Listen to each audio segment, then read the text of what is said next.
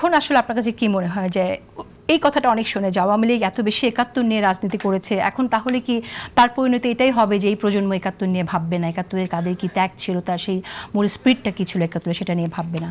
ব্যাপারটা কিরকম হবে কিনা? ৭১-এর স্পিরিট যা ছিল সেই স্পিরিটের জায়গাটিকে যদি ঠিক মতো ব্যাখ্যা করা হয় এবং মানুষের কাছে ঠিক মতো তুলে ধরা হয়, তাহলে যা ভালো যা মন্দ সেটা বেছে নেওয়ার ক্ষমতা জনগণের আছে।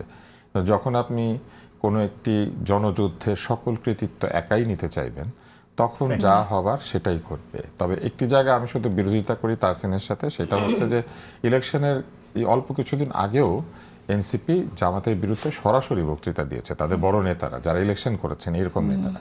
একজন নেতাকে আমি বলতে শুনেছি জামাত ইসলাম কোনো দল নাকি, আরেকজন বলেছেন গণহত্যার দায় যদি কারো থাকে তাহলে জামাতেরও আছে, বিচার করতে হবে।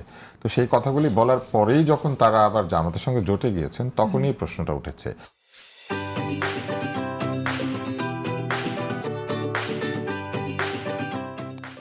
এবং আজকের এই অনুষ্ঠানে আমি শুরু থেকে এই কথাটাই বলছি যে ইতিহাস বলেন আর রাজনীতি বলেন, যখন সেটা শুধুমাত্র সুবিধার জন্য চলতে থাকে, যে আমাকে পদ পেতে হবে, আমাকে সংসদে আসন পেতে হবে, আমাকে জিততে হবে, অথবা আমাকে ক্ষমতা পেতে হবে, এই সব কারণে যখন আমরা ইতিহাসকে কিংবা রাজনীতিকে ব্যবহার করি, তখন দুটো জায়গায় নষ্ট হয়। ইতিহাসও ইতিহাসের জায়গায় থাকে না, রাজনীতিও রাজনীতির জায়গায় থাকে না। কারণ রাজনীতিবিদদের কাছ থেকে আমরা আশা করি সততা, আর সততা থাকলেই তারা ইতিহাসকে সৎভাবে দেখবেন। শুধু টাকা পয়সা চুরি করা না করাই কিন্তু সততার ব্যাপার না, এই যে ইতিহাসকে বিকৃত করা এটাও সততার ব্যাপার, এবং কারো প্রাপ্য-কৃতিত্ব না দেওয়া সেটাও সততার ব্যাপার।